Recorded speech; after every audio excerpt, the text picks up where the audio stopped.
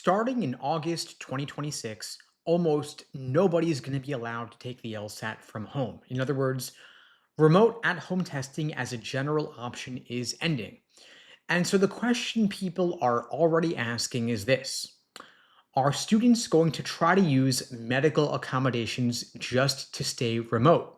Because if in person becomes the secure default and remote testing only exists through documented medical exemptions or extreme hardship, will that create pressure on the accommodation system?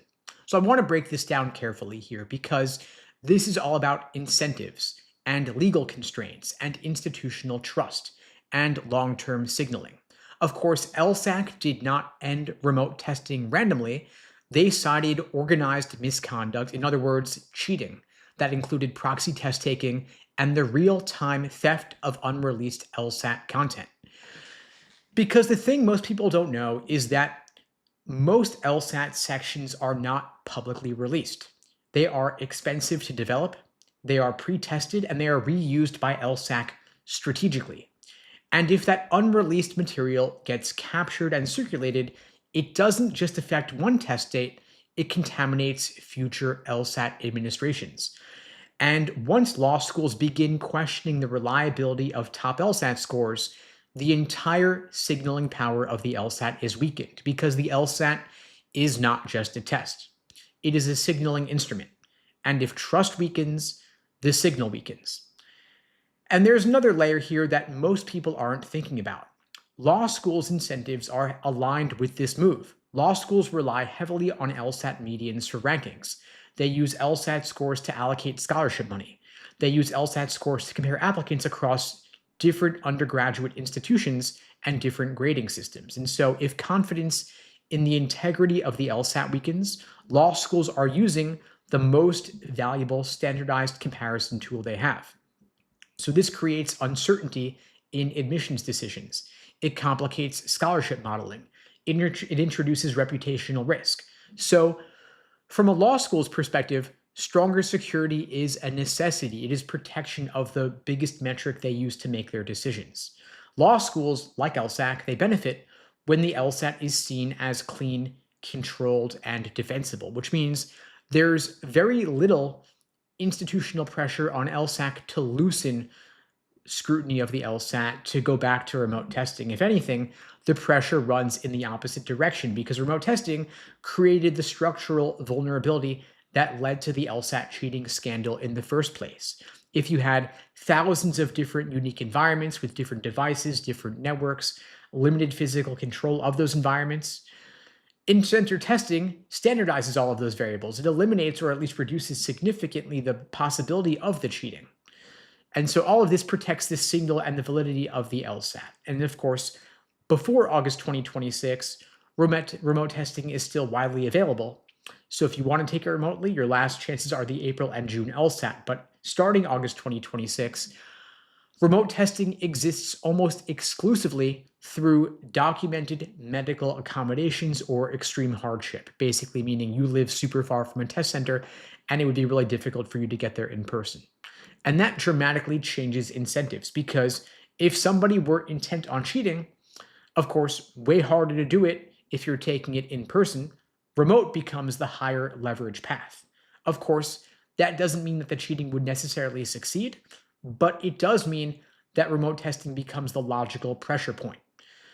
So I think at this point, it is reasonable to ask if narrowing remote access will increase pressure on accommodations. In other words, will the cheaters want to apply for medical accommodations as their way to get remote testing to attack the LSAT where it's most vulnerable?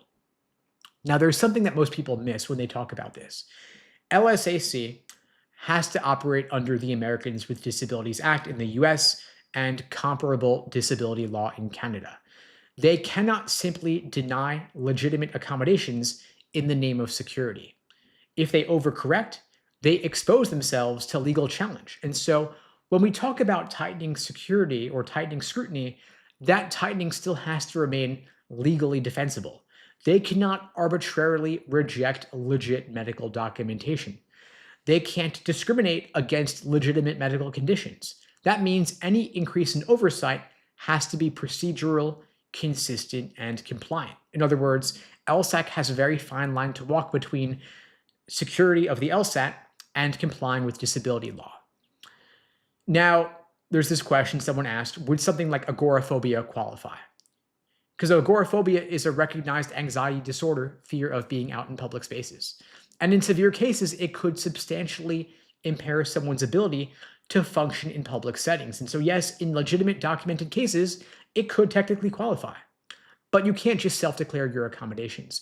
You've got to get a formal diagnosis. You have to have licensed medical documentation, description of the functional limitations you're operating under, a specific accommodation request, and submit all of that through LSAC's internal review process.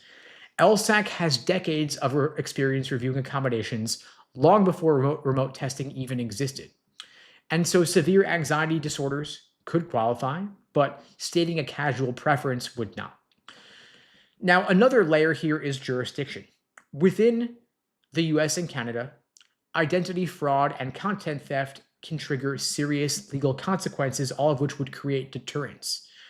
And internationally, though, enforcement realities could vary. LSAC previously suspended online LSAT testing in mainland China after discovering organized misconduct.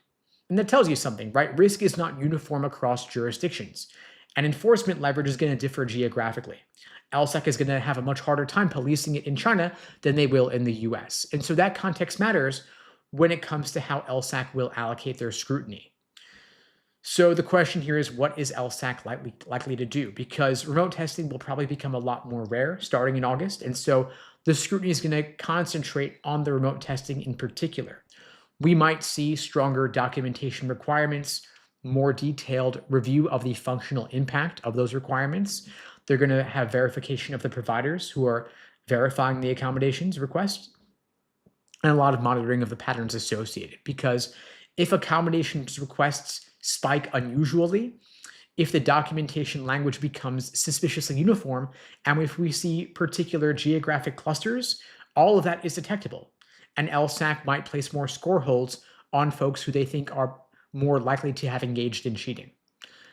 So it's entirely plausible that in-person tests will see fewer score holds, while remote accommodated tests see a lot more scrutiny and more delays, because oversight is going to follow the risk.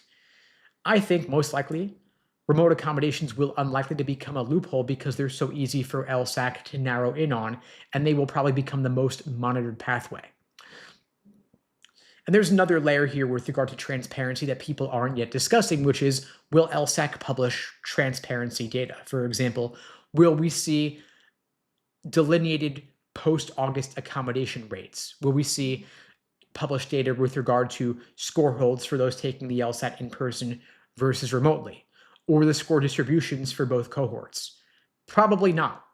LSAC will, of course, capture that data and analyze it internally, but they're not going to publish it, which will probably contribute to more rumors associated, and folks will look on Reddit and other forums and get a sense of what they should do or not do to avoid the score holds. Now, over the past several years, we've seen a spike in 170 plus LSAT scores, a lot of LSAT score inflation, and some of that is legitimate. Folks are prepping better, they're retaking more often, the applicant pool is overall a lot stronger, but a lot of the score increase is probably also due to the rise in cheating, because we have seen a significant spike in those scoring 170 plus in particular. I don't know if the geographic breakdown there or if more of that was remote versus in person, but I would guess it probably is happening more remotely due to the cheating, and also due to the fact that it's more comfortable and easier to take the LSAT remotely versus having to take it in person. And so with tighter security and more friction around taking the LSAT remotely, I think that will probably reduce the artificial inflation of LSAT scores. We'll see a compression at the top end, a reduction of the extreme high scores. It may not be dramatic, but even marginal shifts matter a lot for scholarships and admissions in those elite 175 plus score bands. And I think that the reduction in remote accommodations, more aggressive score holds, will reduce the inflation of LSAT scores. And I'm hopeful that this will not harm students with legitimate disabilities and will only affect those who were probably the ones attempting to cheat or actually cheating. We will see what happens with time. And of course, you got to remember that no standardized test is perfectly secure. In-person testing will not eliminate all misconduct necessarily, but it will definitely reduce the scale of the cheating. And it'll also reduce the capture of the unreleased LSAT content in a more controlled environment. You reduce the risk significantly because the system is less vulnerable. And that alone is a meaningful improvement.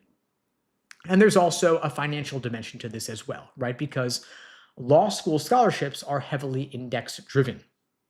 At most schools, merit aid decisions are strongly tied to LSAT score bands. And so, if the credibility of LSAT scores increases, if the extreme high end score inflation compresses even slightly, scholarship allocation will become more efficient. That means you're going to have fewer artificially inflated scores competing for limited scholarship money.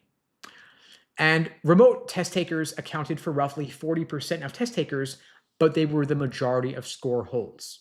And so this shift is also about reliability. If you have fewer delays, more predictable score release, the overall administration of the LSAT will become smoother and the admissions process will be smoother as well. And so if you genuinely qualify for accommodations, if you can't make it to take the LSAT in person because you're homebound for whatever reason, you can apply for accommodations and you should, but start the documentation process early. Make sure that your evaluations from the qualified medical professional are recent, and be specific about your functional limitations. Don't pursue this just because you think it's more convenient, because you may be under more increased scrutiny and may be more likely to experience a score hold. So if you're taking the LSAT in August 2026 or later, assume that you're taking it in person, train to take it in person, and remember that it'll actually be harder to book your specific LSAT test date because there are limited seats to take the LSAT in person in the physical testing centers. If you're taking it in a major city, the slots probably fill up pretty fast. If you're taking it remote, if you're taking it in a more rural area, you may have to travel. If you're located outside North America, the international testing centers have even more limited availability. And so you want to register the second that scheduling opens. And you got to book your time well in advance and plan your timeline accordingly. Also, remember that taking it in person is a bit more distracting, a bit more stressful. And so take some of your practice tests in a mildly distracting environment so that you can remain composed under stressful conditions, maintain your emotional regulation.